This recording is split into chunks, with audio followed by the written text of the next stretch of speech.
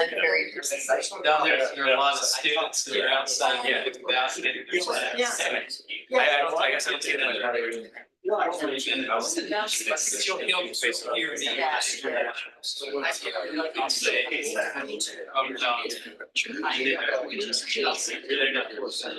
Look what they were doing in Rome. And it's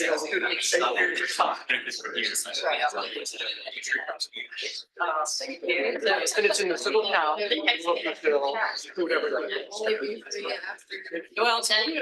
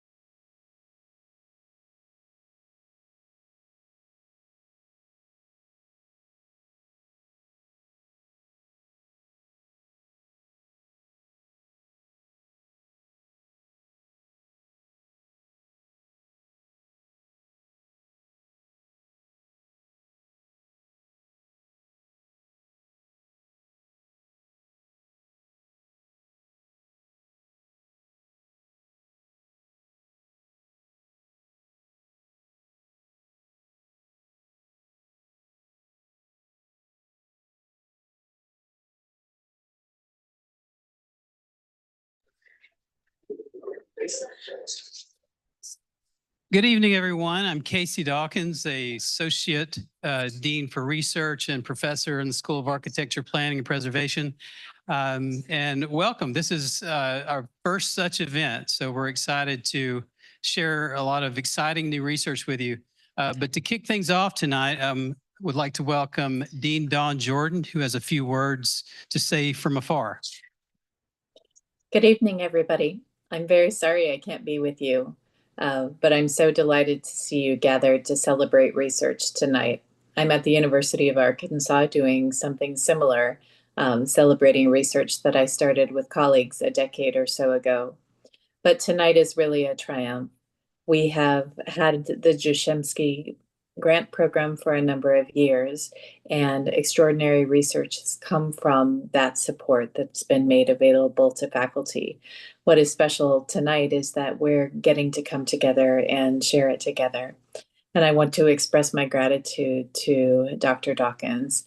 Casey became Associate Dean for Research just a year ago and has already been transforming the college, helping bring scholars together to do new things, but also helping the university community and beyond understand the contributions that a place like the School of Architecture, Planning and Preservation can bring to the landscape of the built environment. So I congratulate all of you in advance, and I'm looking forward to listening in. Thank you.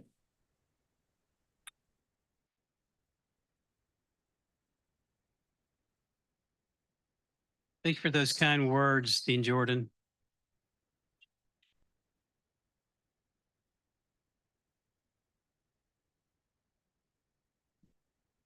So welcome everyone again to our celebration of the accomplishments of Jashemski grant recipients. So just a little background on the Jashemski grant itself, Professor Jashemski and her accomplishments, and you'll hear more about this later with Professor Vann. But in 2007, Professor Wilhelmina Jashemski, an ancient history professor at the University of Maryland, and her husband, Stanley Jashemski, made a generous gift to our school that has since funded research on the classical world of the Roman Empire in the areas of the world that the Romans inhabited during the height of their empire. Professor Jashemski taught at the University of Maryland between 1946 and 1980. Over the course of her career, Professor Jashemski directed excavations at Pompeii and several other sites in surrounding areas in Italy, alongside her partner and collaborator, Stanley Jashemski, who served as site photographer, surveyor, cartographer, and business manager. Her pioneering work led to the establishment of an entirely new field of scholarly inquiry, garden archaeology. And in recognition of her accomplishments, she received the Archaeological Institute of America's highest award, the Gold Medal for Distinguished Archaeological Achievement. With the Jashemski grant program now in its 18th year, we felt that it was time to celebrate Professor Jashemski and the accomplishments of those whose research was funded by her generous gift, which funded 9 research projects in our most recent grant award cycle. By providing funds that help to cover the cost of materials, publication expenses, travel to research sites, and the hiring of graduate students, these grants help to generate new knowledge about the ancient Roman world and its legacy. Today, we find the imprint of ancient Rome everywhere in art, architecture, technology, literature, language, law, and our own political institutions. Great thinkers throughout history have looked to ancient Rome for inspiration, and the Jashemski grant continues this tradition. So tonight you will hear about the research accomplishments from 5 Jashemski grant-funded projects that were completed over the past several years that are listed here on the slide. The first is by Associate Professor Joseph Williams, who will discuss the extensive work done to document the Roman villas of Stabia, Italy. Assistant Clinical Professor Kenneth Filler and Professor Emeritus Lindley Vann will reveal recent discoveries among the ruins of Aperle, Turkey, among other sites. Associate Professor Juan Burke will highlight the overlooked contributions of a Mexican priest in exile. Associate Professor Michelle Lamprekos and Jared Schmitz, who's an alum of the Master of Architecture and Master of Historic Preservation program, will discuss change over time at the Great Mosque Cathedral of Cordoba. And we will close with a video presentation by Professor Matthew Bell on the rebuilding of Europe after the Great Wars. So following these presentations, we will have a brief panel discussion with members of the research teams. And please hold your questions to the end when we hope to have plenty of time for questions from the audience. And now I would like to introduce you to Professor Emeritus Lindley Vann, who will discuss the legacy of Professor Jashemski.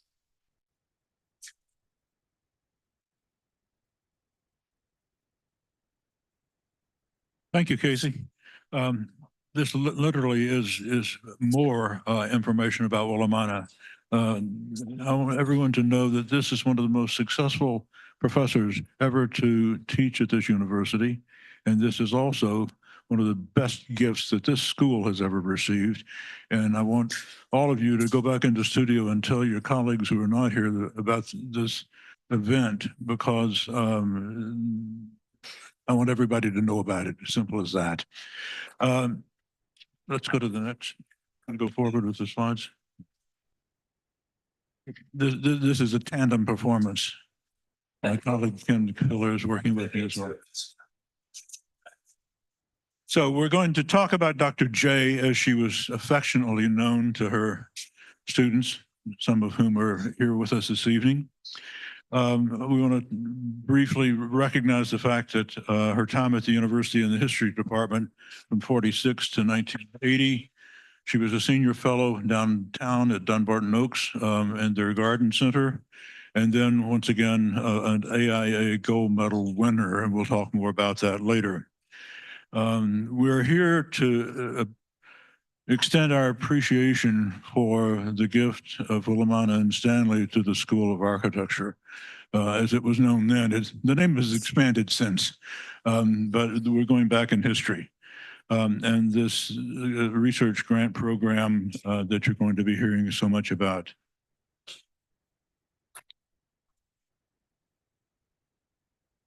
I met Wilhelmina in my second year of teaching. I wanted to teach a class called "The City in the Roman World," and my colleagues here in the school said, "Well, you know, that's a pretty good idea, but here on campus there's already a class by that name, and it's taught by a world-famous professor, and you are kind of a junior colleague." So I made my appointment. I walked across to Francis Scott Key Hall and introduced myself to Wilhelmina. And immediately she started working out ways that we could teach this together. And we did so over a period of 5 years. We taught the class 3 times in tandem. She covered Italy, Pompeii in particular, and I did architecture of the provinces. It was a formative experience in my teaching career. I had wonderful colleagues in the School of Architecture, including noted historians. But Wilhelmina Jashemski, as a Romanist, as an archaeologist, was probably my most important person on this campus. Go back, we're not through. Conversation with Stanley in the garden. This is a turning point in Wilhelmina's career. She had finished her book on Roman law, and talking with her husband, where do I go from here? He said, well, look around. We're sitting in your garden. You love gardens. You love the Romans. You love archaeology. Why don't you combine those 3? And she looked at him like he was a daft. I can't do that. No serious scholar is going to pay attention to me if I pay all of my time on gardening. And they continued talking, and she continued thinking, and one by one, references in Roman literature where Romans themselves describe their gardens and their experiences in the gardens, or looking at the paintings and seeing the image of the gardens that they decorated their homes with. She said, maybe this isn't such a bad idea. So she went back to her professor at the University of Chicago, where she got her PhD, and asked him about this. You'd be silly to do that, he said. But then the next day he called her back and said, you know, I've been thinking about our conversation, and I was up all night looking at sources about gardens. That's going to be a very rich field. And that's what she did. Wilhelmina, in her gold medal, created the field of garden archaeology. We'll talk more about that as we go along. She excavated in Pompeii for 20 years. The original idea was to write that book entitled Gardens of the Roman Empire. But, and of course, Pompeii, being what it is, was the best place to start. But she got stuck there. Years later, if we can go to the next, this is Wilhelmina and Stanley in their garden. Three monumental volumes came out about her work in the gardens of Pompeii. There were other books as well, one on wildflowers, one on herbals, and then this wonderful little book from 1963 that she entitled Letters from Pompeii. It was a series of letters that she wrote from the field back home to her nieces. And the next. These three books, the one on the left, volume 1, on the gardens, volume 2, an appendix of garden by garden descriptions, and then an extraordinary book that she edited with her colleague Frederick Meyer about the scientific studies that went along with the excavations. And the next. The AIA was a culmination of a career. I was about to say that this is the equivalent of an architect getting the Pritzker, but the Pritzker really is a worldwide competition. The AIA, the other AIA, this is the Archaeological Institute of America, not the American Institute of Architects. This was the pinnacle of her career, and I'm happy to say that I was there at the conference where the award was given. It was a wonderful experience. Next. But that wasn't work. That wasn't all the work. The continuation of garden research.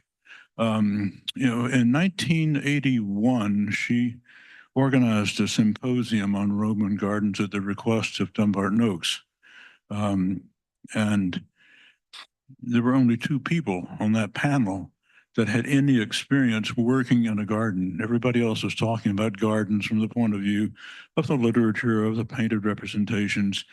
She found Barry Cunliffe from England, who had excavated a garden in Fishbourne, but that and the one that she had excavated herself, these were the only ones. The second Dumbarton Oaks conference, 3 years later in 1984, they had a plethora of garden reports, because Wilhelmina had gone to different archaeologists and told them where to find their gardens.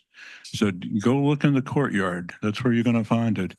Wilhelmina and her exhaustive study of gardens throughout the town of Pompeii found that it wasn't just the large houses that had the gardens. Any little open space within the house that liable to have a potted plant. The gardens, the Romans love their gardens as much as we do. The authorship of Gardens of the Roman Empire, and that's the cover that you're seeing on the screen here now. This was a project that she started, but then she got stuck in Pompeii, remember? And then once those books on Pompeii were out, she had another conversation, this time with my wife, Lolly. And they were, the way I described them, they were kind of a combination of a grandmother-granddaughter relationship, but also sorority sisters at the same time. She doesn't like that one, though. They were having conversation in the hot tub, and Wilhelmina says, okay, now where do I go from here? And Lolly said, well, why don't you go back to that first objective of yours to write the book on the Roman Empire, the Gardens of the Roman Empire. That's what happened. She was not able to see it through publication, but some of her former students and colleagues were able to help with the co-editing Kathy Gleason, Kim Hartwick, and Aisha Malik. This is now not just simply another in the series of books about the gardens, but it's also the base, a database of gardens from all over the world. And I think one more. Investigations in the Vesuvian region are going to continue, and there are people here on the Maryland campus that will be doing it. We're going to hear in just a moment about Joseph Williams and the work at Stabia and the incredible book that he pulled together after we were pledged to that site for year after year. Adon Ramos, who will be working in Pompeii in coming summers. And then from across the street in the Department of Art History and Archaeology, Meryl Gensheimer, all of this through the extended legacy of the research program. Thank you.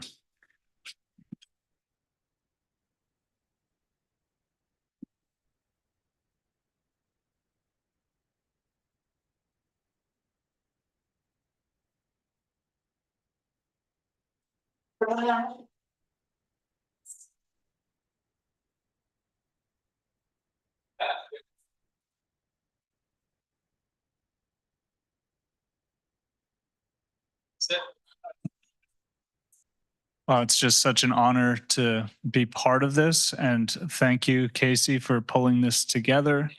I'll just jump right in.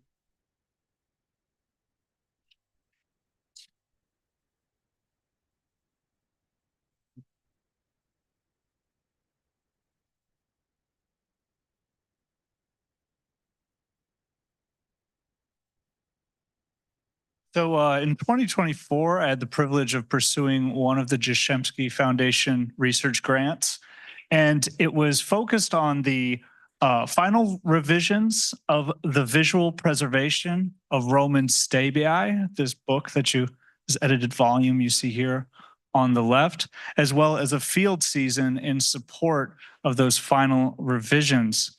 So I want to acknowledge my team here. I directed the project, but I was supported in a big way by Michaela May from the art history department. She was the editorial assistant for the book. Adon Ramos, who Professor Vann mentioned, Lauren McNamara, and Gabriel Maslin all served as research assistants on the project. And you'll see why we needed so many research assistants in just a second when I explain how this project works. And Stephanie Court from the art history department and Jane Zhao from biochemistry coming over here from different departments and joining our education abroad program that we do in conjunction with this research effort. They came and they did some extra editorial work for the book, as well as taking the education abroad program. So basically these research assistants were on this project to help do final proofs of our many illustrations of the frescoed walls of this opulent villa, the Villa Ariana in Stabii. And the villas of Stabii are exemplary cases of the elite villa culture that sprung up around Pompeii in the 1st century BCE to the 1st century CE until the day the music died, 79 CE.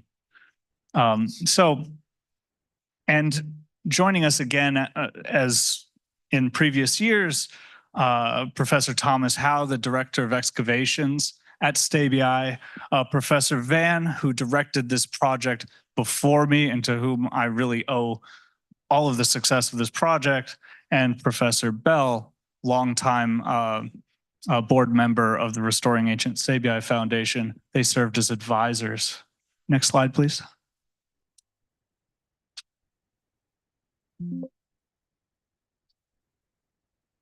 All right, so the book, we pulled it off.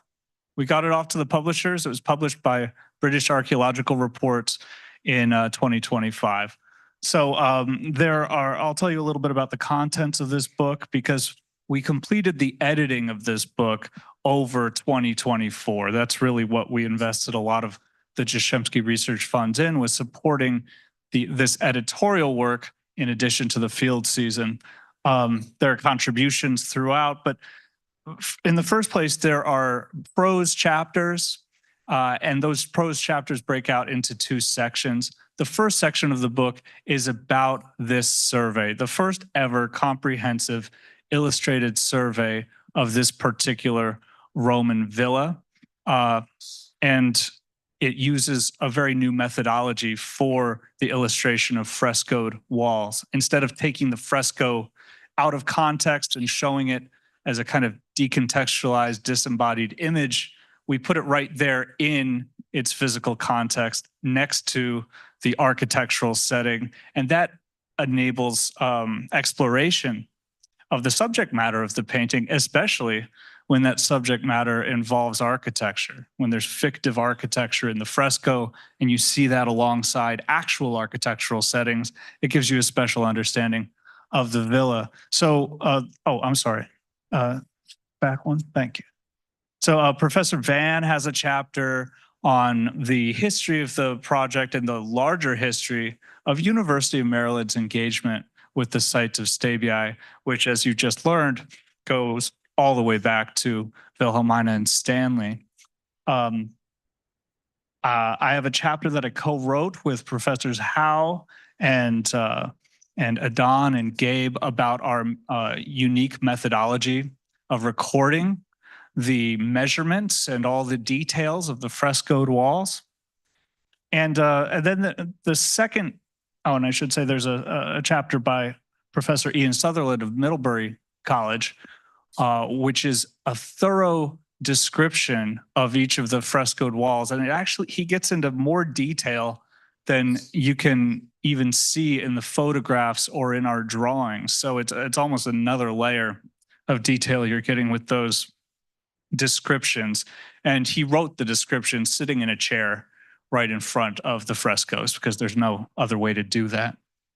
And the whole second part of the prose section of the book, it deals with interpretation, the new types of interpretation that are possible. I mentioned the architectural illusionism effect. There are also effects that are meant to bring users into the subject matter of the villa and really look closely and explore certain semiotic patterns, certain signs and iconography that are supposed to redound to the great status of the owners, things like that. And we had collaborators over from the art history department, Professor Gensheimer and Amanda Chen, write those chapters. But the largest portion of the book is taken up by our over 130 wall illustrations, and the authors of that are these undergraduate students who were part of our education abroad program for more than 10 years. And these are their names. And so that's the golden goose of this project. They're the ones who really brought the whole thing together. Next slide, please. Okay, so I want to drill down now a little bit into the villa and where this campaign fits within the larger goals of the history of this villa and the archaeology of this villa. The Villa Ariana was built relatively continuously between the 1st century BCE and 79 CE, when it was buried by lapilli and ash, just like nearby Pompeii, by the eruption of Mount Vesuvius. You can see that it's absolutely enormous. So just for a sense of scale, see this peristyle guarded right here, one that the methods of Wilhelmina and Jashemski were eventually applied to help understand in a volume by Kathy Gleason. That garden is about the size of a football field. So that should give you a little bit of a sense of scale of the rest of the house. And it does really represent that the height of luxury, the finest painting styles. So we actually had a challenge in documenting this villa, which is that you had walls which were up to 50 feet in length, but also had the most meticulous little fine, intricate details. And how could you actually capture that in a single drawing and attend to the accuracy of all the details? And in fact, accuracy at multiple scales, accuracy at the geographic scale. Can we put that, like, let's take this wall here in the upper left-hand corner of the peristyle garden, right up there. It's longer than 50 feet long, and it has very intricate fresco detail, and it's one long wall. We had to attend to the accuracy of measurement in geolocating the control points of that wall, but also we had to have pinpoint accuracy for all of the architectural elements, frames, and contours along that wall where they opened up into various rooms. And then we wanted to have pinpoint accuracy for all the tiny little fresco details. So how are we going to do that? What are the appropriate tools? And what's the right balance of human, analog, or digital tools for recording that? So this particular field season, we were just focused on proofing the images we'd made all these years and adding just a few more in the far upper left-hand corner of that image. Next slide, please. Okay, so the documentation of the Villa Ariana fits into this larger master plan of the Restoring Ancient Stabii Foundation to do field survey of all the archaeological sites of the villas of Stabii, to conserve these buildings. These buildings are exposed, just like many other buildings in Pompeii. So they're constantly undergoing damage from weathering. Every year, there's a new storm that blows off some of the archaeological apparatus, and there's some crumbling of the frescoes. And in fact, if we hadn't made these state records, we wouldn't have captured the frescoes in a state they were in that is now altered. So some of those frescoes we did at the beginning of the project have been altered since we started the project. So that's why it's important to do these visual documents. It's a matter of conservation, or at least conserving the information about these sites. Next slide, please. All right, so what are we trying to do in our illustrations? Well, we had lots of discussions, and sometimes heated discussions, about what our goal was in illustrating these walls. And we came to the idea that what we're up to is a diagrammatic likeness, a synthesis of a diagram and a veristic representation of the site that you're witnessing. So here are some precedents. The famous section from Saguntium by the great Mortimer Wheeler shows an approach to archaeological site documentation that's about the diagram, about pure analysis. You can see that this is a section of a trench, but you can see that it's not a very realistic section of a trench, but it's accurate in the contours of all the layers that they've found. And those contours are all in the right place, but the actual visual description of those contours is purely diagrammatic. I mean, it's just labels and hatching, basically. I don't think black mold looks like that from what I've seen, but you get the idea. And the visual image is replaced by hatching and text to explain what it is. It's encoded information.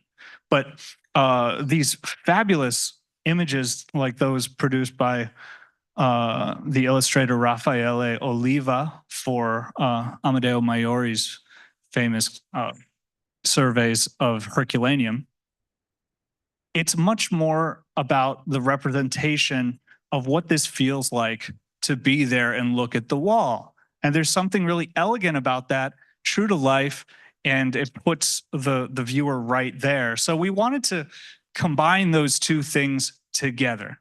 Next slide, please.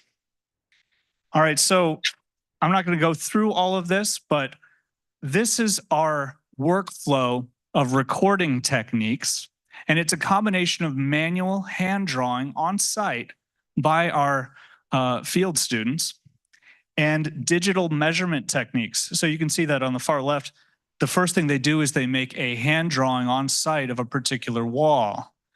It's a measured hand drawing, but the measuring they're doing right there, those measurements aren't really going to be used down the road. They're measuring it for themselves so that they can make as realistic a drawing as they can. The purpose of that drawing is to call out the depth of contour and these micro details that they find by looking closely at the wall, even doing things like raking light against the wall to see what the contours are like, and using the architect's palette of line weights to create a meaningful code of those different archeological signatures. But at the same time, we have these digital processes running, a total station, which is a kind of device that uses electronic distance measure, and a theodolite. It's a survey mechanism. It's a kind of tool you set up and take distance measurements across land, and then you connect many distance measurements together. That was used to anchor our measurements at the largest scale, the geographic scale, get this thing geolocated and get some ground control points for more intricate measurements. The LiDAR and the ortho photo, those two techniques, the LiDAR is a machine that you set up that does a complete surface scan. And that's really good for the physical texture of a wall.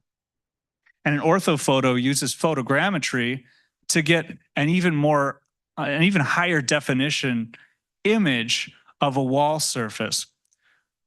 We would layer that data on top of the measurements taken from the total station and put together this document that's accurately measured at these multiple scales. In fact, we found that the different technologies were faulty at measuring at the other scales. So we linked them all together in this workflow, and then out at the other end came a digital drawing that finally went back and referred to the hand drawing that was originally made. Next slide, please.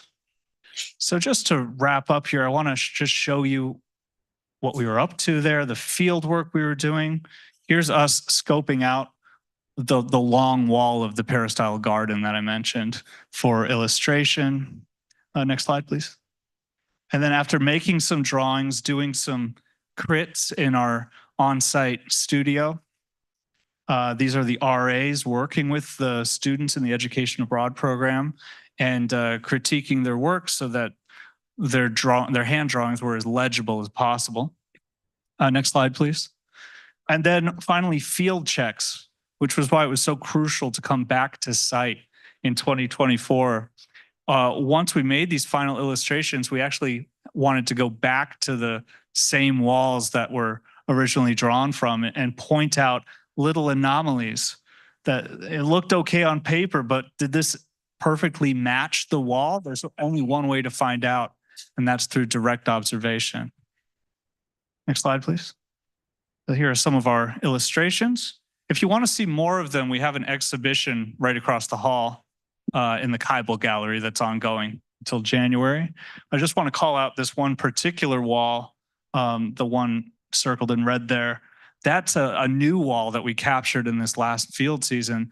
It shows not a very intricate fresco style, but just a series of simple black and white zebra stripe brushstrokes. And those were used for the servant corridors. And there's a theory that the servants' corridors were decorated in a way that was not meant to encourage standing still and observing like the other frescoes, but to hurry on down the hallway. And so they're very continuous. They cover every wall, and they even have this kind of frenetic brushstroke to it. So Kiana Dresse did that one. Okay, next slide, please. So you can just go through the next slides. This is the final product. This is what you'll see in the book. A final wall illustration, a photograph of the same wall, and then Ian Sutherland's vivid written descriptions. Thank you.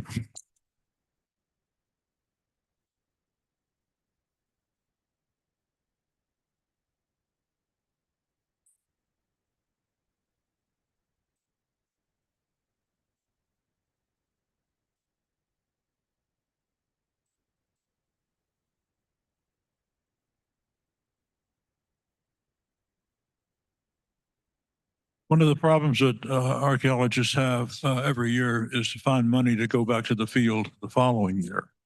Year after year, that is a problem that is posed. I was fortunate enough to be supported by the Jashemski funding late in my career. And even better than that, as a retired professor emeritus, I was still eligible to apply for the same.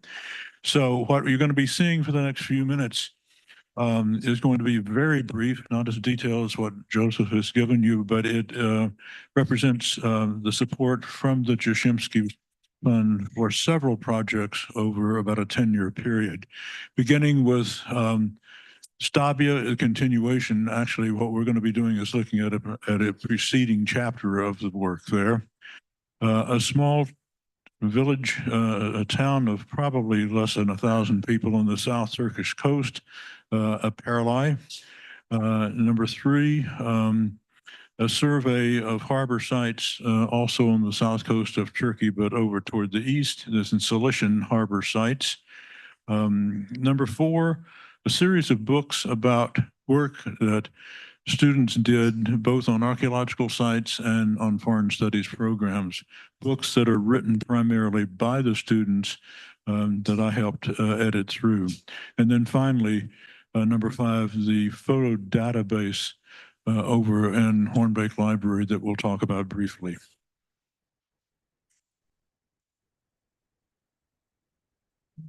I'm sorry, we don't have a pointer here tonight, but at the the left-hand side of that rectangular triangle, is the garden that you saw a few moments ago, all in green. The earliest work at the Ariana was by Professor Jashemski. She did not excavate there, but she recorded that garden and several others in Stabia that appear in volume 2 of her garden publications that you saw previously. Next. The peristyle garden, once again, that Joseph pointed out, about the size of a football field, and also shaded in green at least 1, possibly 2 more garden sites in the same villa.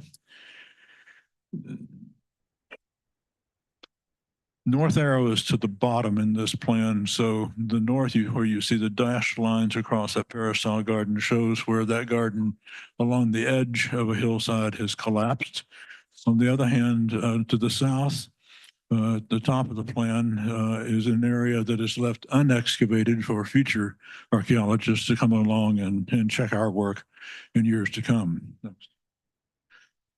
You saw this same view taken a couple of years later when the brown ground had been covered by green again.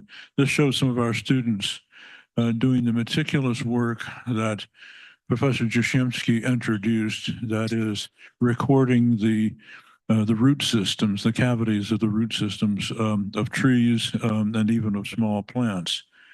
The Villa Ariana, like Joseph said, was a luxurious and enormous villa. Even more important is that there is a stretch of these villas, a half dozen at least, along this continuous escarpment that represents probably one of the best preserved clusters of monumental Roman villas anywhere in the empire. The earliest phase of this work was supported by Dr. Eric and Joyce Young, and then continuing support to the project by the Jashemski funds.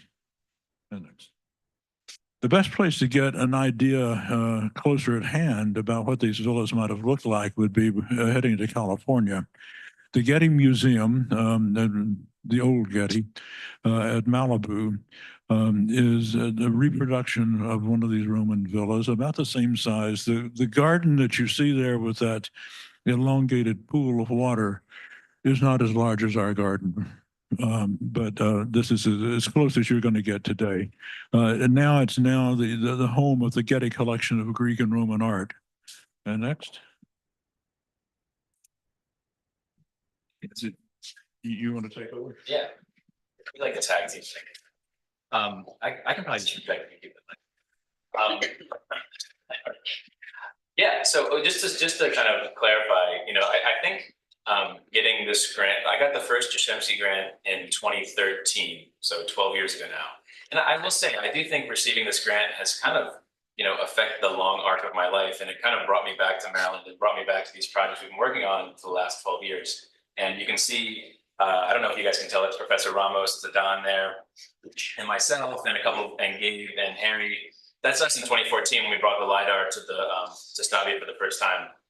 It was a very expensive investment from the school, which is still functioning today after a decade. We took it on a plane, and we were questioned about what it was. Mostly the lithium batteries, that's the issue. But yeah, we building off the kind of work that Joe was talking about, we were really just trying to gather data and scan and use this 3D point cloud scanning for the first time at the university. And this is what a typical LiDAR scan would look like, right?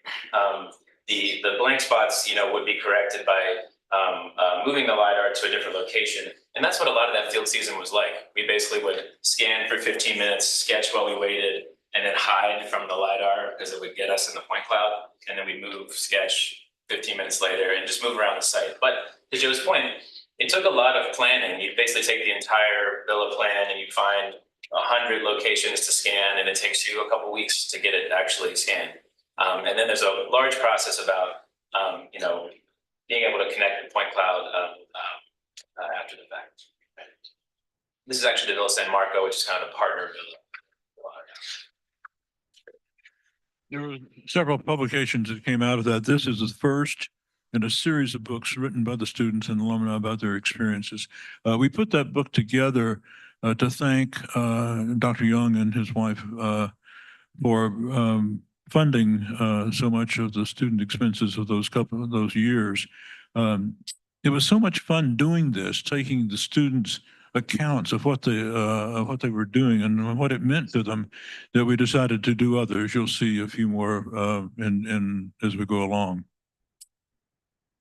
The academic publication of the Peristyle Garden by Professors Gleason from Cornell, Sutherland from Middlebury, and Howe from Southwestern followed. And I'm very happy to say that there's a contribution in there by one of my former students, Luke Bertricelli, that you might have seen in that other long list of names of people responsible for drawings in the later work.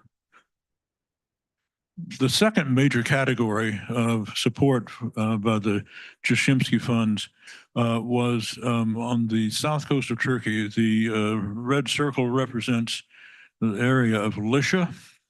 This is the town of Aperli in Lycia, was a town that had very little water available to it, very little agricultural land available to it, a terrible harbor that was open to the winds, but yet it stood there for 1,000 years.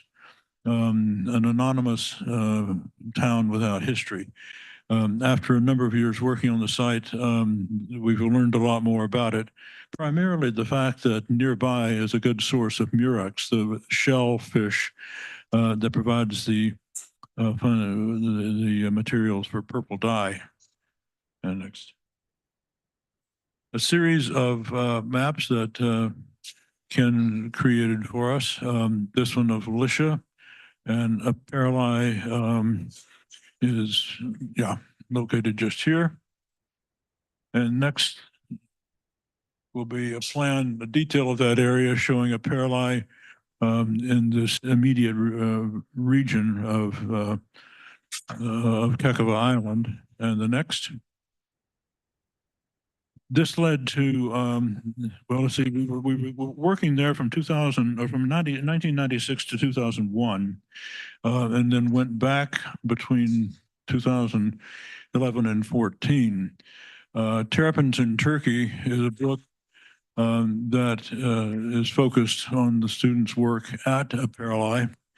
And we had done another book by this time called Terrapins, just Traveling Terrapins. This was about study abroad programs, not necessarily limited to the Roman world, but all over the world. We had those three, and once again, my wife asked the question, You write these books for yourself, for your students, for the school, for the university, but what do you do for the people who live there, the people who you're hosts during all of those summers? So we wrote the next book about Uçağız, the village where we stayed. It's published in Turkish and in English. And one of the most exciting times that we had at that site was after the book was published, we took about 25 copies over and handed each one of the persons that was interviewed for it, the storekeepers, the coffee makers, the sailors, a book that had their picture in it, and in Turkish, their quotations. A view of planning one of those daily objectives. You know, I think I'm pointing out the location to the East Baz would be something to be done there during that day. Next. I recall Adon was wearing yellow headbands a lot back then. It was fun looking at their old photos this last week for this. So we've since started, we'll talk about the publication coming up, but we've been working, a lot of this is mapping and thinking about the layers of history. And I'll just kind of flick back and forth between our maps. So this is, you know, when you first went to the site in the early 90s, which you can talk about. So where we're at now, the site that's out for publication 30 years later, you know, it's really interesting to see the general form has remained. You know, Joe talked about kind of geolocating and surveying, you know, fortification walls and kind of the primary shoreline. But over the years, and you can pick up on this in a second, we've taken teams of students out there for many field seasons to survey the harbor and also survey the site. It does not look remotely this clear when you're actually on the site. It's very rocky. It has a lot of terrain. It's very overgrown. But you know, dozens and dozens, if not hundreds, of UMD students have helped us kind of push this forward to be a recognizable city plan. So. You go back one.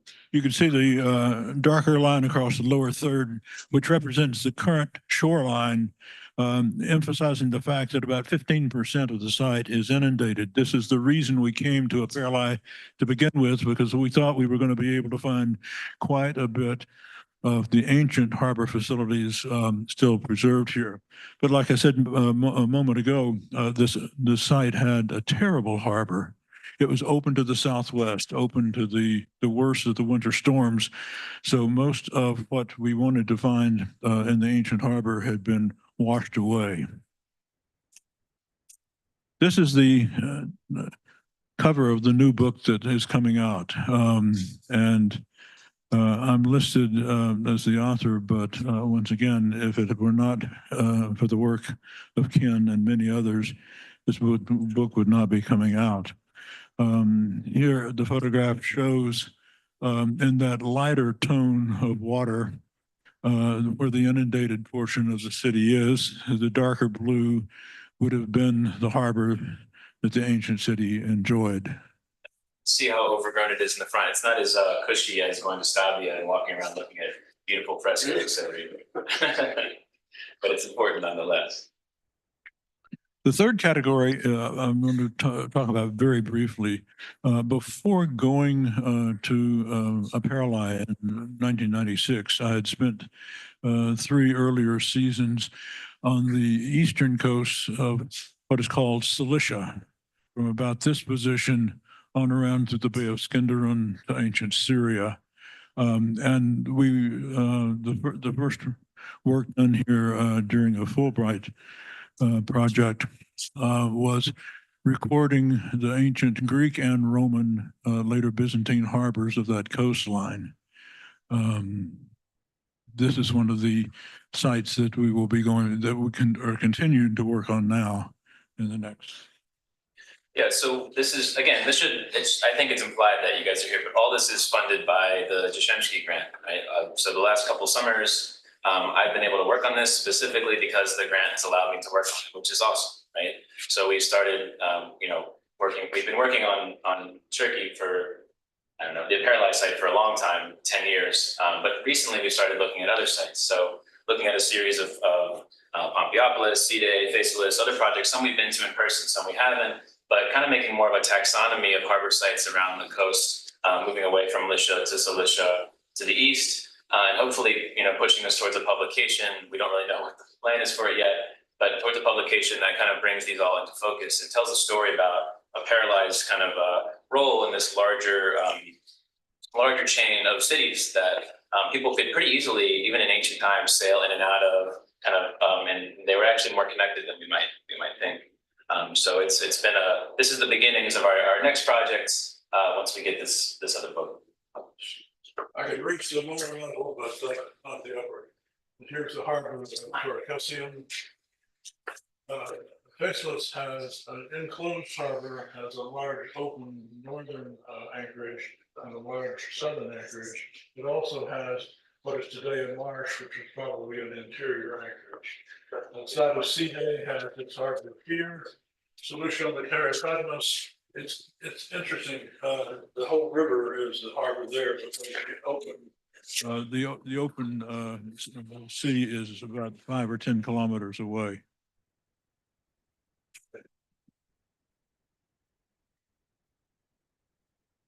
Two more books about traveling terrapins.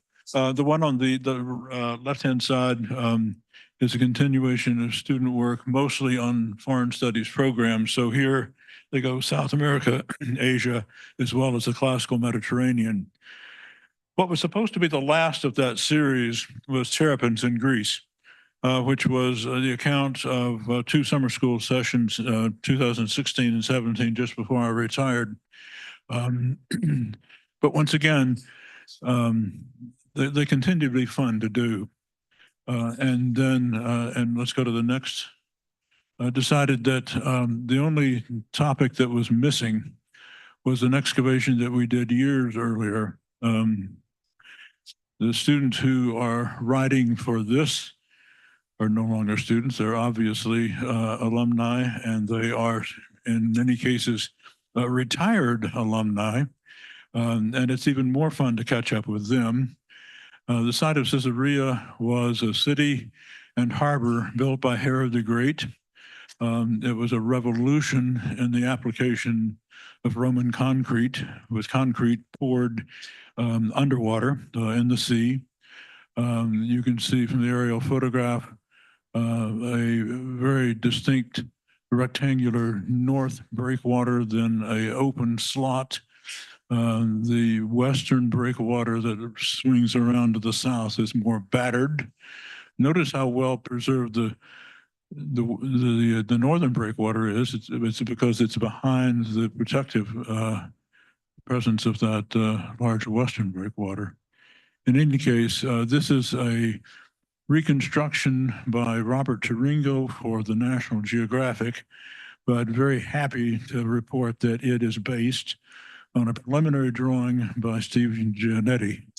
Giannetti was one of the most gifted students that ever worked with us. We would sit and talk to Steve about giving us a bird's eye view of the harbor. And we would talk for 10 or 15 minutes about all the things we wanted to see, where the lighthouse was going to be, where the entrance to the harbor was going to be, where we know from ancient descriptions of the harbor that as you were sailing in or being towed in, there were 3 columns on a platform to your right and 3 columns on the platform to your left. The columns supported statuary. Some people suggested that they were members of Herod's family, but that would be a very unhealthy position to have, since Herod killed most of his relatives. The city is called Caesarea after Caesar. The harbor is called Sebastos in Greek, meaning Caesar as well. So probably it had some representation of the imperial family out there. Anyway, when we were talking to Stephen about how to draw this, after 10 or 15 minutes, we had asked him if he could have it to us by the end of the next day. And he would turn around and show it to us. He had been sketching it the whole time we were talking. Next. 2 of those who worked on the project, I wanted to introduce Anne-Marie Borges, now teaching at the University of Washington. Her PhD at Penn was a dissertation on the Italian Renaissance architect Scamozzi, and more recently a book on Unitarian churches. She lives on Bainbridge Island and still teaches in Seattle. Next is Steve Giannetti on the left with his colleagues Cindy Lincoln's and Sharia Talat, and a more recent photograph. Giannetti has an architecture and interior firms in Santa Monica and more recently in Franklin, Tennessee. Next. The last is the database of the Jashemski slides. I'm showing it to you with an introduction, with an image of Hornbeck Library, because that's where it lives. And it's very difficult to take a picture of a database. But what this represents are the archives of Professor Jashemski that are being used by scholars studying her work and come here to College Park to do so.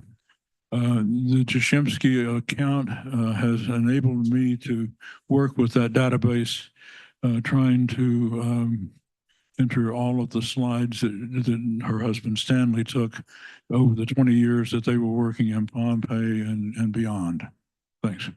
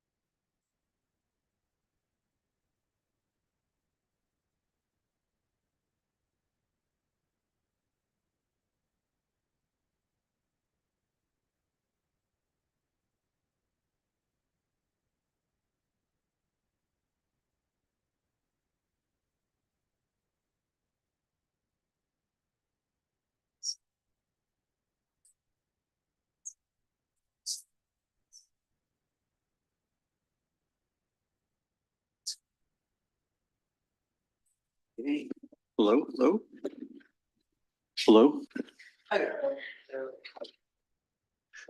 So, good evening, everyone.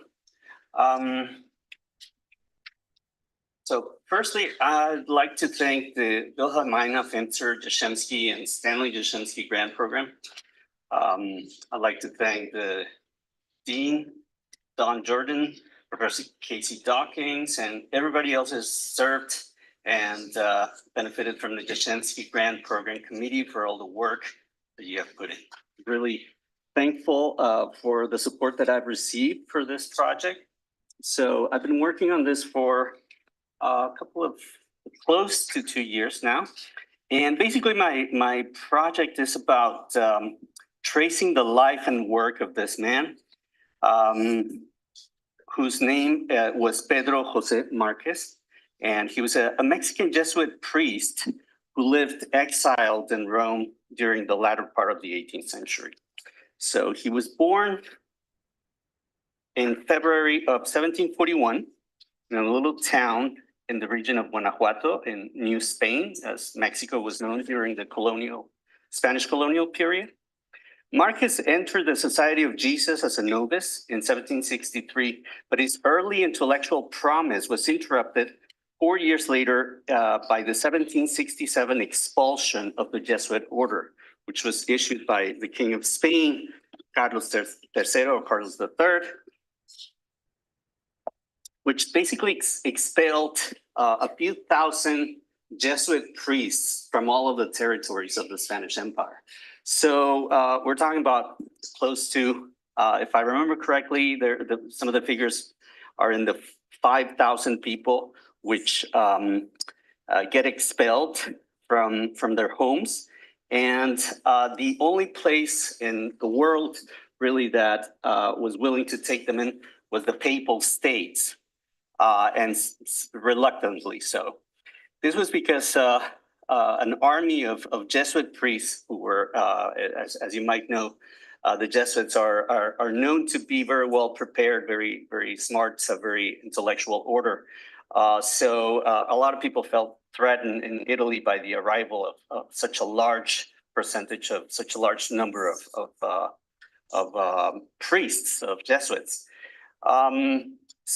Marquez from Mexico, he ends up living in Italy. He is stripped of the benefits that were accorded to him by the order. And so from Bologna, where he first settled, he moved to Rome, where he joined a vibrant antiquarian and architectural circle that animated, one of the many circles that animated the city during the Enlightenment era. So we have at this time scholars such as Winkelmann, Francesco Milizia, artists like Anton Raphael Mengs, Piranesi, antiquarians such as Gavin Hamilton, some of the famous English antiquarians, or Giambattista Visconti, who absorbed in the rediscovery of ancient sites, the codification of neoclassical aesthetics, and the rise of archaeology as a modern discipline. Immersed in this cosmopolitan world, Marquez emerged as an extraordinary figure. A Mexican Jesuit Creole writing about Roman villas and Mesoamerican pre-Hispanic architecture in the same breath. His dual perspective enabled him to engage Europe's classical tradition critically while envisioning a broader transatlantic horizon for architectural knowledge. Among his earliest and most substantial works composed in Rome was Delle Casa de Città degli Antichi Romani, secondo la dottrina di Vitruvio, from 1795, a study of Roman domestic architecture based on Vitruvius and contemporary excavations. The Delle Case reconstructed the typologies of ancient Roman houses, from atria and peristyles to thermal and decorative elements, synthesizing textual evidence with archaeological observation. Marquez's analysis contributed to the growing 18th century fascination with the private sphere of antiquity, an area of study that is connected to Piranesi's exploration of Roman urban history, to Milizia's moralized interpretations of architecture, etc. So by placing the Roman house within a continuum of civic virtue and domestic comfort, Marquez positioned himself as a learned participant in European debates about architectural domestic history.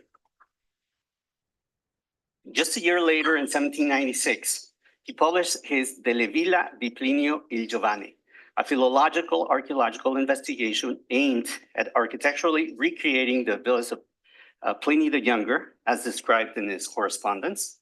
And with this work, Marquez sought to stake a claim for the quality and scope of research carried out by a scholar from Mexico in Rome. But he also aimed to join contemporaneous scholarly debates on Roman architecture, including the works of authors such as Robert Adam and Francesco Bianchini.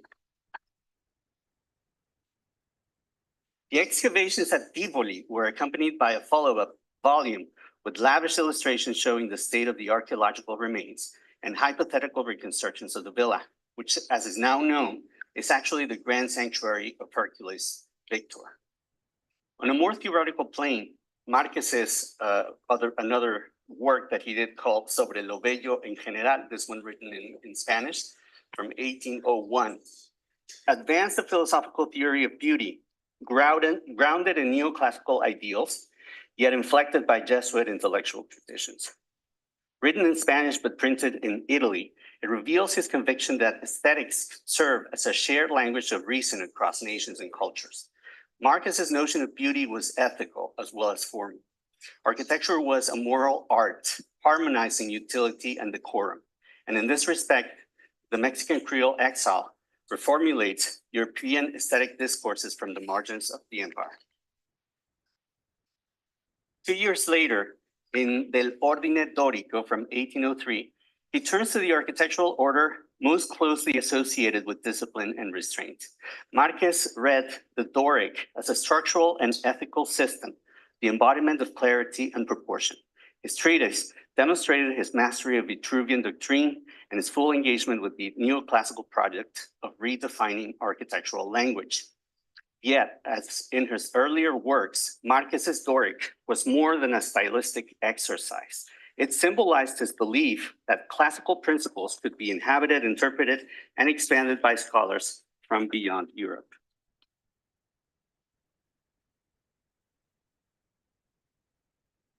With Due Antichi Monumenti di Architettura Messicana from 1804, Marcus performed a remarkable intellectual inversion. Turning his attention to the monuments of El Tajín and Xochicalco, which are in present-day Veracruz State, Mexico, he applied the same analytical rigor he had used in the Saggio to the study of Mesoamerican architecture. The Saggio is another work that he wrote on pre-Hispanic architecture as well. This treatise, one of the first to publish scientific engravings of pre-Hispanic sites in Europe, compared their pyramidal structures to Greco-Roman temples, emphasizing symmetry, proportionality, and technical refinement. In an era when writers such as Buffon and Defoe denied the rationality of American civilizations, Marcus's work asserted their architectural sophistication and claimed a place for them within the universal history of art and architecture. His unpublished Apuntamientos por orden alfabético pertenecientes a la arquitectura was a monumental dictionary. Let me just, no, sorry, I think I didn't bring a slide of that. This is a manuscript, which I claim is his greatest and most ambitious work, and is in effect a dictionary of Vitruvian terms and concepts, which he meant to encapsulate the encyclopedic ambition that defined his career. Organized alphabetically and designed to codify architecture as a global science, the Apuntamientos transformed Vitruvian theory into some sort of universal taxonomy of form.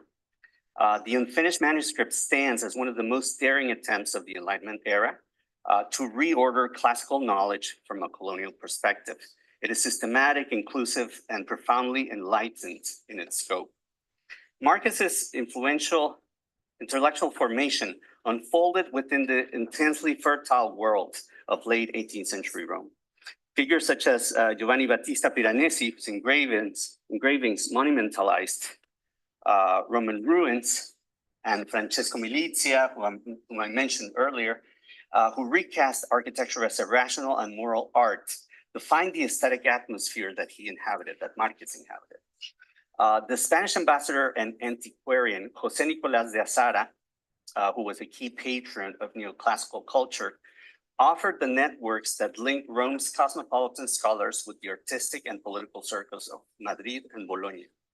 Within this milieu, Marcus carved out a space for himself as both participant and outsider, an exiled Creole intellectual contributing to Europe's most prestigious scholarly conversations while expanding their geographical and cultural reach.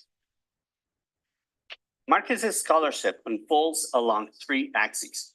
First, he conducts a rigorous study of Roman antiquity, from domestic architecture and villa culture to archeological practice, positioning himself within the European canon of Vitruvian scholarship. Second, he pursued aesthetic and theoretical inquiries into beauty and proportion, placing a Jesuit brand of architectural theory, inflected by theology, classical philology, and Creole colonial scholarship at the heart of the European Enlightenment project.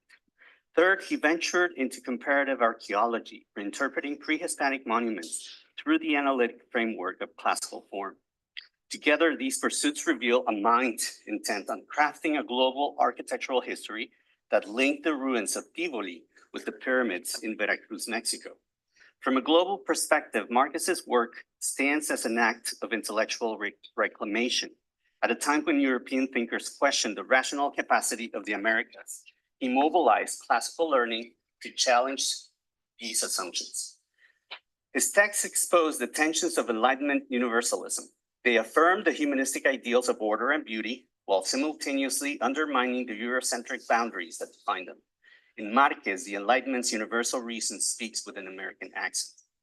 Although recent scholarship, such as the studies of Oscar Flores and a volume published in Mexico on Marquez, has begun to reassess its importance, no study has yet provided a comprehensive account of this intellectual project. So the research that the Jashemski grant program has been sponsoring for 2 years now, what I'm trying to do, my ultimate goal is to write a book about Marquez, which fills the gap by examining his work as a transatlantic thinker whose works illuminate the movement of ideas between Mexico, Spain, and Italy, at a time and a moment when architectural history is becoming a modern discipline.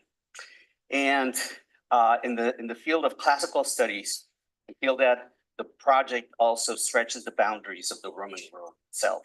It demonstrates that the intellectual legacy of antiquity didn't end in the Mediterranean, but extended through figures like Marquez into the Americas. By following his transatlantic journey, we gain a deeper understanding of how classical architecture became a truly global language, one capable of embracing the temples at Tivoli and the pyramids of Xochicalco within a single horizon of thought. Marquez's story thus compels us to imagine a broader and more inclusive classicism, one in which Rome converses with Mexico, and the study of the ancient world becomes inseparable from the history of its global reinvention. So just a couple of other slides here that I didn't really talk about. So Marquez, in his intent to establish links between the pre-Hispanic Mesoamerican world and the Mediterranean world, he does sometimes very daring, I would say, intellectual leaps, like trying to link this pyramid with, which as you can see is filled with niches, with the arch of Janus Quadriformes, and in the sense that he tried to argue that both civilizations thought in similar ways or processes. So, yeah. Again, I want to thank the Jashemski grant program and everybody who's is involved in it for helping me to make this project a reality. Thank you very much.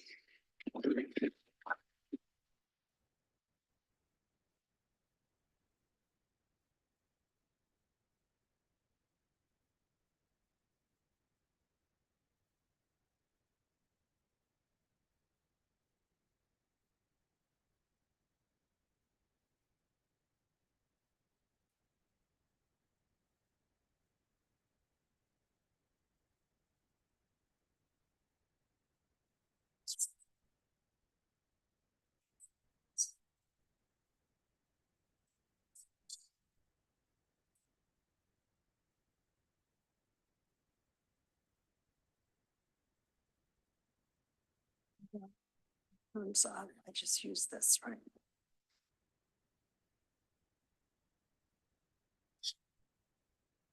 Hi, everyone.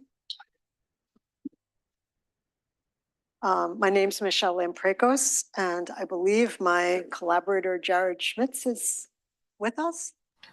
Yep. You're there. Okay.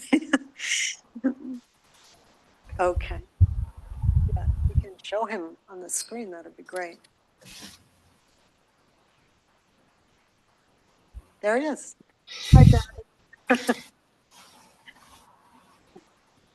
So first want to express our deep appreciation to the Jashemski Grant Program for supporting this project, Reviving Rome, Change Over Time at the Mosque Cathedral of Cordoba, which involves architectural studies for my forthcoming book.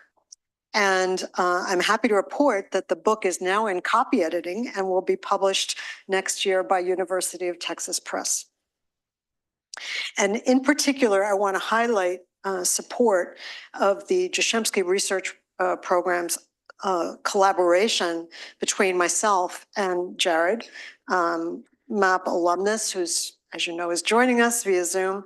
He started out as my grad student and RA and worked with me on his thesis, and he's continued to collaborate on this project as a practicing architect in Montana. So this topic grows out of my deep interest in the lives of buildings. First, monuments are not mute witnesses to the past, but rather lived and living places in the lives of communities. And second, adaptation and change are intrinsic to architecture, producing not only a material palimpsest, but what we might call a palimpsest of design intentions that reveals the life of a society over time. And there's perhaps no greater example than this building, the only major surviving mosque on the Iberian Peninsula, still in use as a cathedral. It's a potent reminder not only of centuries of Islamic rule in Spain, but of the enduring legacy of ancient Rome. When the Umayyad dynasty, based in Damascus, Syria, fled massacre by the Abbasids in 750, they made their way from one end of the former domains of the Roman Empire to the other, to the province of Hispania, establishing their capital in Cordoba, an important Roman city filled with ancient monuments and infrastructure, including the water system and the all-important bridge, all of which the Umayyads restored just as they had in Syria itself. They built the Great Mosque in phases, eventually covering a Roman road, to become one of the two largest mosques in the medieval world, at a time that Cordoba was the center of a flourishing empire, renowned for its culture, science, and technology, and the largest city in Europe. In fact, like their forebears in Syria, the Umayyads of Spain portrayed themselves as heirs to the Roman Empire. And this is nowhere more evident than in the Great Mosque itself. A magnificent hall of marble columns and capitals, spoliated from antique sites and assembled in an original way, supporting two tiers of red and white arches and creating a hypnotic labyrinthine effect. 2 centuries later, in 1236, when Christian troops conquered Cordoba, the mosque was their great trophy. Now, this was the common pattern. During centuries of the so-called Christian reconquest of the Iberian Peninsula, Friday mosques were converted into cathedrals, and they were used for Christian worship, often for long periods of time, but eventually they were demolished and replaced. Only the Great Mosque of Cordoba survived, and that's the historical mystery at the heart of the book, because it survived in a strange way, with a massive choir and presbytery, or crucero, in the middle. But in 1523, Cordoba's city council sued to block construction of that project. And even Charles V, the Catholic Holy Roman Emperor, condemned the church for destroying a building unique in the world. 2 decades later, the crucero was reconceived as a perfect Renaissance space with alla Romano proportions. Bursting through the roof of the mosque and filled with triumphal arches, it was now a true counter-Reformation monument, symbolizing Christian victory over Islam and turning Cordoba into a new Rome. But strangely, from certain vantage points, the crucero is much less obtrusive. It turns out that the architects demolished and rebuilt the Islamic fabric around the crucero, even reusing the same capitals, columns, and stones. In other words, they made it seem that the mosque was still intact. So why would an architect and patron do this? Why would they preserve and even partially rebuild a magnificent mosque at the very moment that Islam was being erased from the peninsula, first militarily and then via forced conversions? So this mystery has never been explained, and there's very little documentary evidence of what the architects did when and why they did it. Now, this is much more than an arcane architectural problem. For the last 2 decades, the mosque cathedral has been at the center of heated debate in Cordoba, as church authorities have tried to discredit and erase the memory and fabric of Islam and the mosque. A debate that's attracted attention around the world and not incidentally put a spotlight on this project. So how do we begin to unpack the layers of this conflict, which actually go all the way back to the 16th century? As architects and historians, we have a different kind of document, the most valuable one, the building itself. We just have to know how to read it, unraveling many complex interwoven threads. And Jared and I do that through drawing and modeling, which we see as a form of research. We've developed a hybrid methodology that combines building archaeology and what we call historically grounded design research. So we reversed the extant building and reconstructed lost layers, both built and unbuilt, recovering lost voices, both written and oral, and all the while immersing ourselves in the building culture, not only developments in architecture and urbanism, but also politics and theology. And as you can see from this slide, the process has been messy and far from linear, even though we can extract conclusions and weave them into a good story. So I'll now hand it over to Jared, who will say a bit more about our process. All right, howdy everybody. So again, as Michelle explained, this research has really kind of been this constant cyclical process of working between extant evidence presented by the building itself and the drawings created through our design research. Just always cross-checking what we've developed with that existing historical evidence and narratives that others have put together. So now, some evidence from the historical period, it's really pretty limited. We have just this one drawing from the time when the Crucero was actually being constructed, the cityscape by Vanguard. And the Mesquita is only a small background element in that drawing. And although we do have a number of text sources as well from various other players, we need to take into consideration bias. And these texts, they do provide a lot of vital information, though, regarding what was happening with the building, but also give a lot of insight into the social and political influences that were at play. So what we're left with really is the building itself and our design intuition as architects. And we interrogate it, analyzing structure, geometry, style, iconography, heraldry, and space planning. So this next slide here is one of our kind of many process markups that just shows the collective observations from our many investigations. And this information, along with evidence, simply just like this cartouche as seen from the top of the minaret bell tower, informs our understanding of the phasing of the building.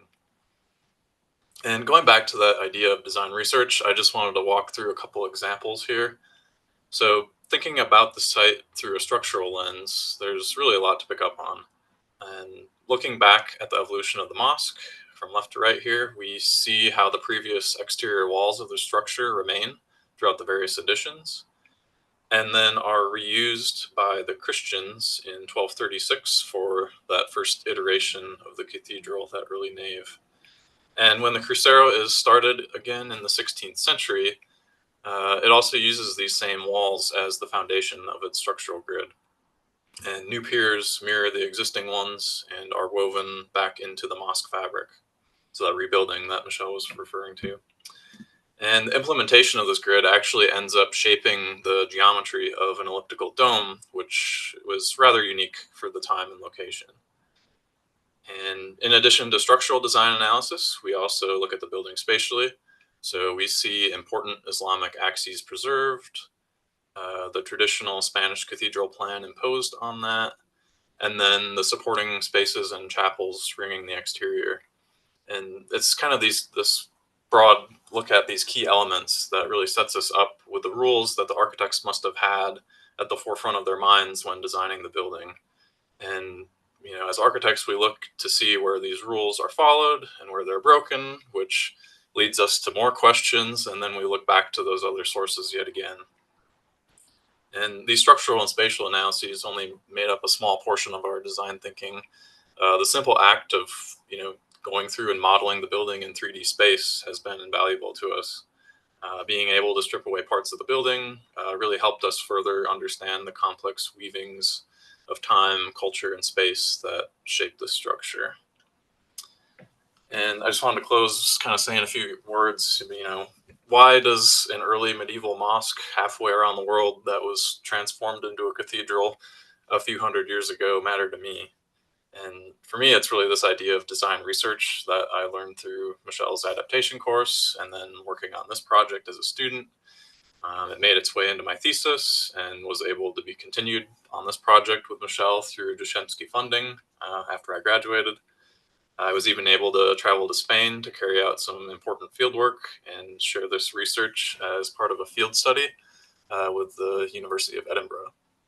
And this idea has also kind of become a key component in my daily work as a preservation architect. You know, just thinking through this idea of time as this key element of design.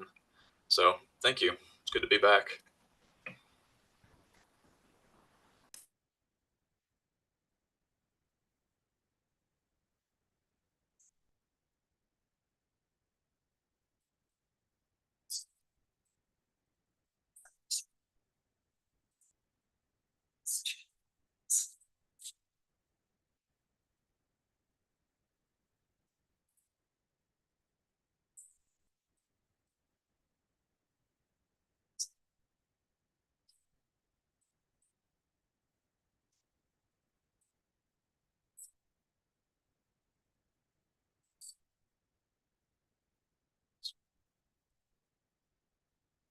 Our last presentation is a pre-recorded video presentation by Professor Matthew Bell, who's going to talk about rebuilding in Europe after the Great Wars. One of the most famous ones was Warsaw, that was rebuilt after World War II. Of course, the Germans. Here.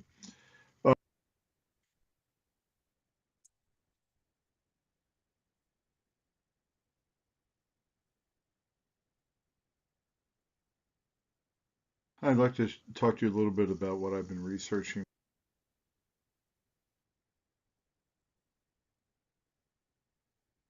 with the Jashemski grant that I received. I'm interested in the reconstruction of cities after catastrophic events. And what I want to show you is the sort of condensed version of a talk I gave at Magdalen College in Oxford in the UK in March about the subject. And this was focusing on Italy, France, and Ukraine, but I've looked at a lot of other places. I think it's interesting to look at reconstructions because after places are destroyed, there's always an imperative to rebuild quickly, but there's oftentimes an imperative to rebuild better. And so what interests me is the way in which cities have changed through these imperatives to make the architecture better, to make it safer, sometimes to update the style, sometimes to change the urban design plan, sometimes for political means and things like that. So I have a number of examples to share here. One of the most famous ones was Warsaw, that was rebuilt after World War II. Of course, the Germans tried to obliterate it. And the Poles, being the clever people that they are, rebuilt it based on paintings that they were able to use to reconstruct historic scenes and some of their historic plazas. So that was a very, very famous one. And they put it back pretty much the way it was, although there were some significant improvements. We faced similar sort of things not so long ago with the rebuilding of Ground Zero after 9/11, in a sense politically seeking to assert dominance of the skyline and not to be deterred by any kind of terrorist threat, which is, I think, one of the symbolic messages that the tall buildings there represent. But also it did go a long measure to correcting some of the urban design inadequacies of the previous plan. And of course, today we know, certainly in Gaza, certainly in Syria, and certainly in Ukraine, that there are large questions about how those places are going to be rebuilt after the tragedies that have befallen those nations. Going back historically, I've looked at a lot of historical fires. The Great Fire of Rome in 64 AD that supposedly Nero fiddled through, probably not true, a bit of a rumor, but how streets were straightened out and building codes were changed so that made it easier for firefighters to reach the upper levels of buildings. So it did have a number of impacts that Nero himself sponsored. Bern in 1405 went from a wood city after the fire, turned into a masonry city. Masonry, of course, to be thought to be less flammable, and gives us the characteristic city that we see today in Switzerland. Then there have been big things like earthquakes that have taken out whole cities. These three cities were all built after the great earthquake in 1693 in eastern Sicily. All three ideal new towns that were very popular in the 17th century. Probably the most significant one, Noto, sit on a hillside, sloping hillside, with beautiful Baroque architecture, all built pretty much out of the same local stone. And then if you notice, if you go back and look at the topography, the drawing on the right, you can see the extent to which the building was fit in with the slope of the land to make a kind of layered plan. And then you see, as you go down the streets, the cross streets are pretty ideal and have uniform cornice heights, and streets that go up and down hills become termination points for important buildings. They had some ideal city plans that resulted from this, Avila and Graham and Kelly being two of them, and then the growth of Avila you can see there. The sack of Rome produced some interesting things. The city was pretty much decimated with the storming of the imperial troops of Charles V on Rome. Here's the city pretty much as we see it today. Papal urbanism has been a big part of Rome after the discovery of laws of perspective, lots of straight streets built in Rome by these popes. The point I want to make is that after the sack, perspective was used not just to make straight streets, but to make a kind of scenographic urbanism, because they had to attract people back to the city, so they made urban places that were thought to be rather unique. So they built them along the Papal Way, the Campidoglio in the lower right there, you can see, and most of this was done by Paul III. And instead of making just straight streets, which were sort of shoeboxes of space based on Renaissance stage sets, they made sort of urban set pieces. On the left side, the straight street leading up to Palazzo Farnese, and on the right side, the straight street leading up to the Campidoglio. Each of these having a highly representative sort of symbolic power in terms of the kind of Renaissance stage set that they made. And you can see here, Paul III also introduced various new laws about preservation about preservation of antiquities in particular that were new after the sack of Rome, because of course during the sack lots of antique buildings were either damaged or destroyed. There were cities like Rennes in Brittany and France in 1720. A large fire had a medieval texture of timber houses there, so it wouldn't caught on fire very quickly. It had a medieval plan, sort of as you might call cracked mud there. And then you can see the area the fire was damaged, the area that left a huge void in the center of the city, and the sort of Renaissance plan that was instituted, very, very different than the picturesque urbanism that was introduced, or the city had grown over the course of time. And so what we've done, working with students, done some comparative analyses of the before and after plans and how it changed and how it dealt with existing buildings there. And you can see some of the platting of the city. And my research also talks a little bit about the way in which the platting changed and how they reallocated city lots in a more or less fair manner. And you can see some of the drawings that we've made illustrate this. And they also built new apartment building types. Instead of having row houses, they actually built small apartment buildings, which is very, very different than what had existed previously. And here you can see some of those in the drawing form and also three-dimensionally. I've been looking at destruction after World War II. This is three cities in the Loire Valley I've been looking at. I'll talk a little bit about Orléans and just a few slides on Tours, but there's a number of them that were destroyed here. Orléans, the famous city of Joan of Arc, was had a very beautiful plan, a beautiful center. Some of this was destroyed in the fighting when the Germans entered France in 1940, and you can see the pre-war plan there with the cathedral occupying a very large figural space on one side of the plan. And you can see the bombing and what the pieces were that the bombing blew up there. They were hidden for the train yards and also the center of the city, and this was all reconstructed. What I find interesting about this too is that many of the architects that were tasked with reconstruction were architects who had been educated in the Beaux-Arts were coming to grips in the 1940s and 50s with the rise of modern architecture. So you can see the area that was destroyed there, some of the reconstruction plans and some of the areas that were destroyed, more reconstruction plans, and you can see what it is they actually built. There was a sort of preservation aspect of this as well, where not only did they fill out blocks and make less medieval blocks and more courtyards, but they also put buildings back to their original form. So for example, you see here on the left one of the main streets in town, and they opened the arcades up, as you can see on the right, and put it back after the war and got rid of the infill of the retail spaces. So you can see a little bit of that. So there's a preservation aspect to what I've been doing. And you can see some of the new blocks, quite modern, still making city blocks, perimeter blocks, but fat parts, making retail stores deep into the block, places for parking and service, very modern sort of residential units with flow-through ventilation, really updating the technology to make it more habitable. You can see they even brought prefabricated wall system manufacturing equipment on site to build new buildings to make, and here you can see some pictures of that. Okay, tours as well.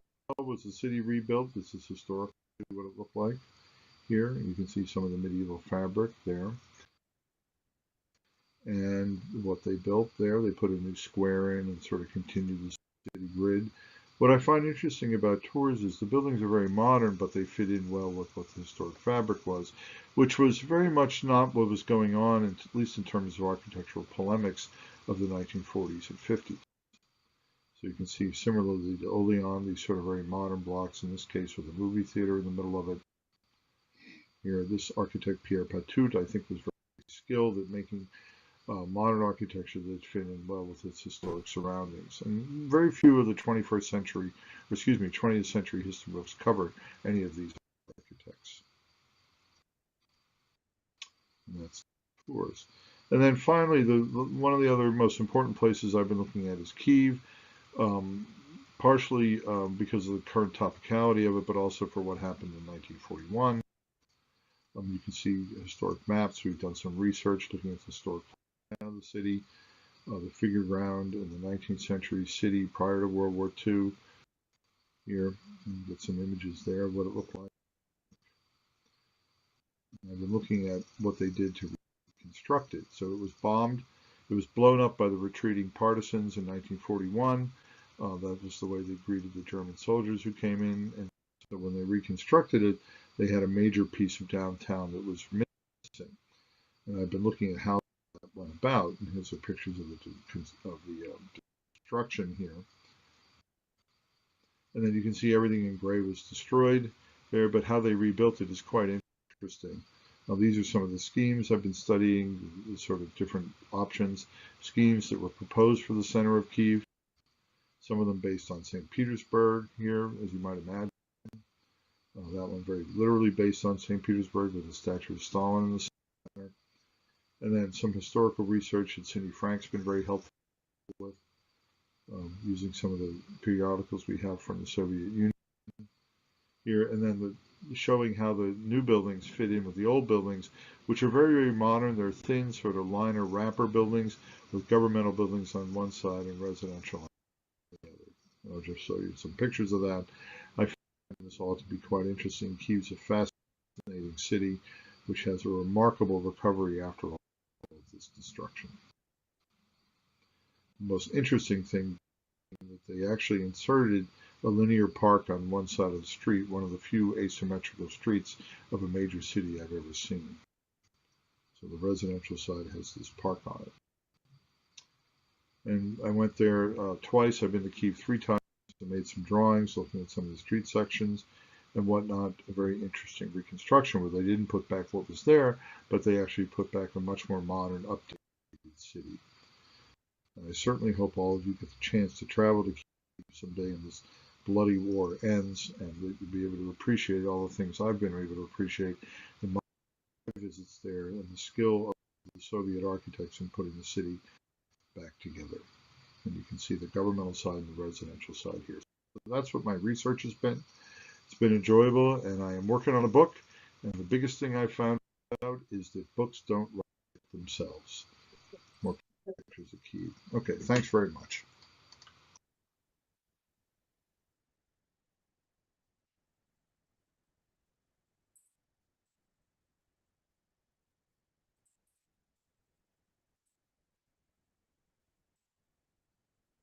Panelists, please join us up on the stage there.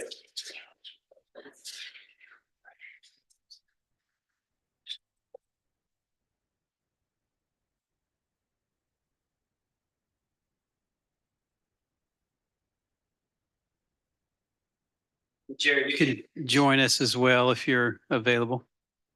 So we have about 10 minutes left. I had a few questions I was going to pose to the panelists, and I can certainly do that, but I would be remiss if I didn't allow the audience a chance to have some interaction with this esteemed group. So I think instead I would like to begin with see if the audience has any questions of our panelists.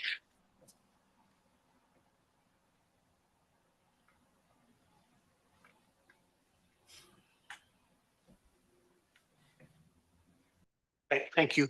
Dan Hayes, a graduate from the HIST program here back in 17. Are you at all concerned with things that are being exposed in your research and physical buildings being destroyed in the future, sort of like Kiev that he was showing there at the end, but also, would another earthquake or eruption of Vesuvius bury everything in Stabia? Or if there are political problems in Cordova, could they destroy what's left of the mosque and all that? Are you concerned with that, or is that you have to just let that go?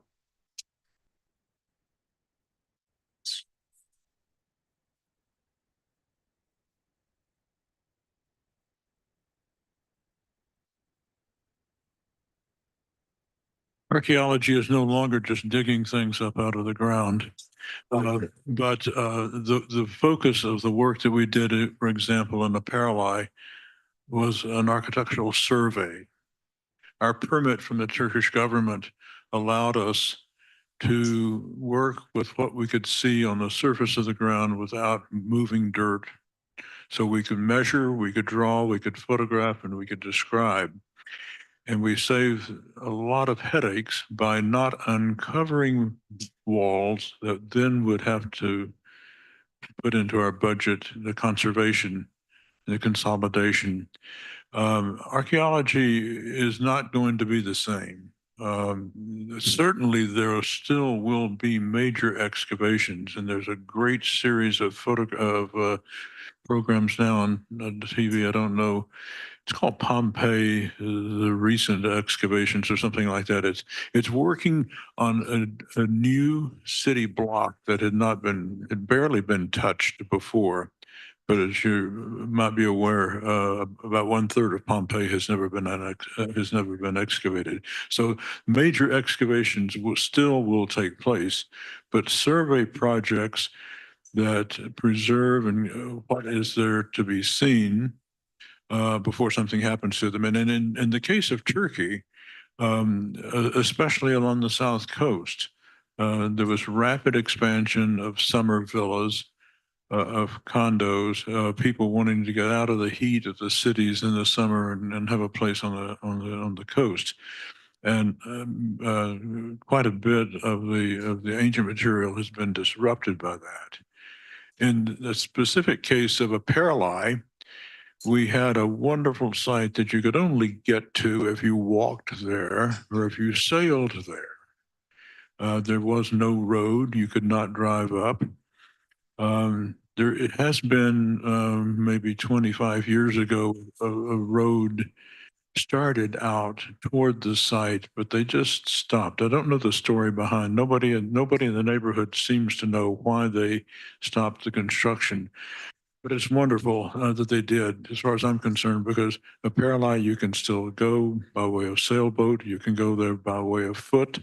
And it's one of those places that at this point has not yet been discovered by masses of tourists.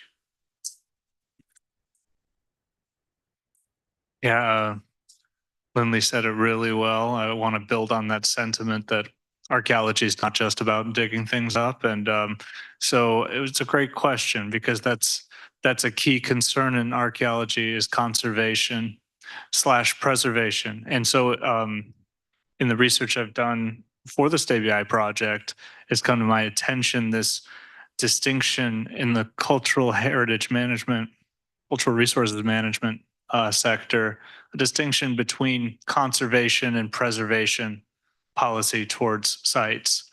And strict preservation, according to those terms, would be to leave it in the ground.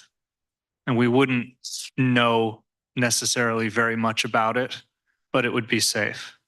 And the Bay of Naples has this crisis in which so much was excavated so fast in the Bourbon period. And since then, when people were looking for treasure down there, objects, wonderful things to dig down to, and now in perhaps a more enlightened state of archaeology since processualism, and we've come to understand the value of keeping a very meticulous record of the whole context of excavation.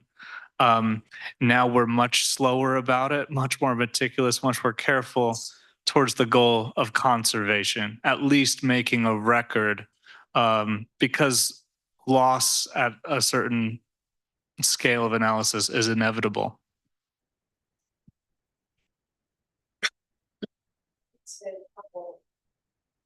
I could just say a couple quick words about the how that question applies to Cordoba, because first of all, as you got a sense from the presentation that the Mosque of Cordoba has been around for 1,300 years, and it's been a cathedral for 800 of those years. And so we've seen sort of cycles of destruction, but also cycles of rebuilding, and each one sort of ideologically laden. So what we see when we go to the Mosque of Cordoba today is a cathedral and a mosque that have been, because of modern preservation, increasingly separated as an Islamic part and a Christian part, whereas in the 18th century, for example, it was much more blended. So depending on when you go in, as recently as, for example, 1970s, you go in, the whole interior was vaulted. You didn't see any painted wooden ceilings, right? So it's a very complicated question. Today, I would say the biggest issue is this sort of ideological erasure of the narrative and what we see. So for example, the mosque being increasingly filled up with Christian exhibits to the point that you can't appreciate that vast hall of columns, which the city council and Charles V loved and admired, and that was so appreciated by romantics. And a more recent thing that I'll conclude with is that there was a major fire at the Great Mosque of Cordoba you may have heard about on August 8th, and luckily was brought under control fairly quickly. But again, this has sort of reignited political tensions because the church authorities have not agreed to shared governance, sort of shared church civic governance. So it could burn up. We all were watching on video streams these enormous flames and thinking, is this it? You know, is it gone the way Notre Dame burned? But luckily it was brought under control with some damage. Yeah, there's a lecture that I teach. One of the first lectures that I give to my students, and I quote Le Corbusier, and I'm going to paraphrase him as best I can, but he says that, or he once said that architecture is about the foot that walks, the hand that touches, the eye that sees, something along those lines, meaning that architecture is about being there, about visiting the building. However, I tell my students, if I actually believe that, and to a certain degree I do, but if I did completely, then why would I teach you about architectural history and teach you about buildings that no longer exist? And then I also counter with a quote by Spiro Kostov, who said that architectural history is the best way that we have of approaching the architecture of the past. So I would say that a lot of the buildings that we study are gone, and a big part of the work that we do is about trying to reconstruct them, bring them back to life, and try to discuss why they continue to be relevant. So yeah, that risk is always there, and despite the fact we think we understand the worth of the material past, the destruction of the built heritage continues every day. So it's definitely a risk. We're out of time, but I don't want to let you leave until I ask one more question. You can sort of maybe integrate that into your response too as well, Ken. I want to know what's next. So this is a grant that is meant to sort of seed smaller projects to become larger projects, and sort of move on and have their own life beyond Jashemski. So tell us what's next with each of your projects. Well, I'm holding the mic, I guess. We talked a little bit about the Solution Harbor study we're going to be starting, and it's funny. Like we never really had to ask the question of like if we were going to do it or not, because the stuff that we're doing in a Paralai is interesting enough that, well, why don't we just study 12 more of these things? And it seems like we've created a system on the site we're familiar with, and now if we're lucky enough to get funding or other funding from other sources, we'll just keep studying more.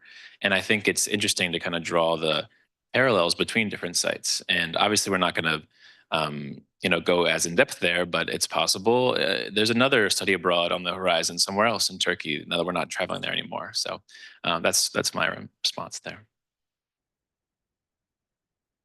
So as I mentioned, when I presented, this project is at a culminating point because we've had 3 years of Jashemski support, including on-site field work. And the book with the architectural studies will be coming out very soon, hopefully within, the publisher says fall 2026. So we're very excited about that. But I thought I would actually just ask Jared to field this question of, do you want to say something about the role of the graphic plates in the book? Or phrase it however you want. Yeah, I think the plates are kind of the thing that strings together a lot of the narratives in the book, and kind of it brings it all to a central point, because we have a series of plates that kind of walk through, sort of those built and unbuilt phases of the mosque and the cathedral, I guess, the cathedral specifically that Michelle alluded to. And I think those are really a key piece in understanding our arguments in the book.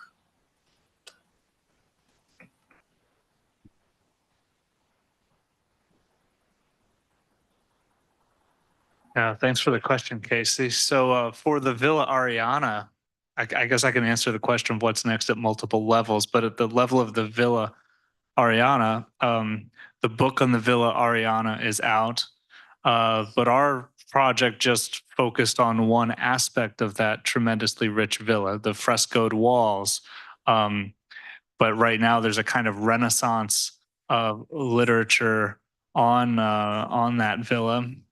Many publications coming out, and here on this very campus, Professor Gensheimer is writing a wonderful book on Roman villas and gardens using this data from the Villa Ariana. So that's a kind of legacy of our data. The Superintendenza has all of our data and is going to do exciting new things, whatever they want with it. And the Restoring Ancient Stabii Foundation goes on in their mission towards creating sustainable and conserved archaeology in Castellamare, but also at a broader level, thinking that it's such a thrill to see everybody's work here. We don't often get the opportunity to see each other's work presented in such a fashion.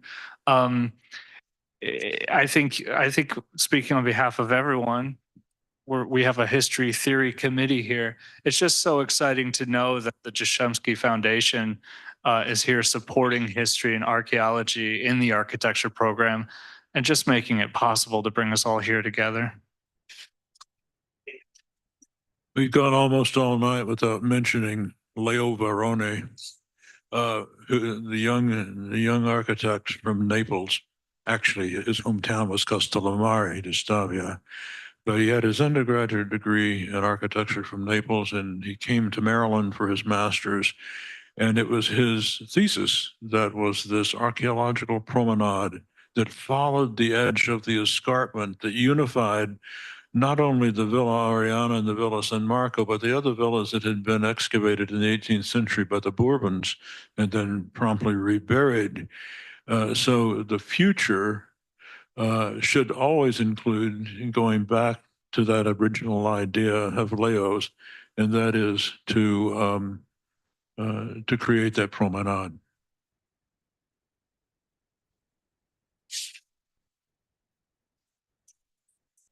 Yeah, so this project is relatively new.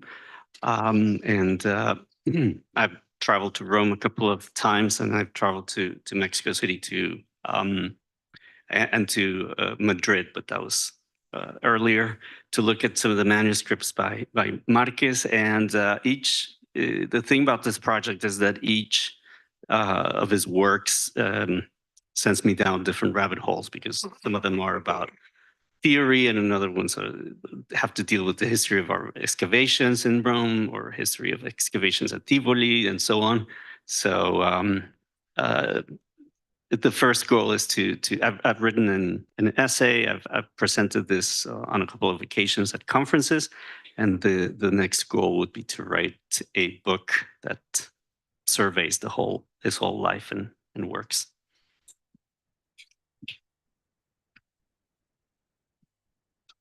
The last thing I want to add would be looking toward the future of harbor studies.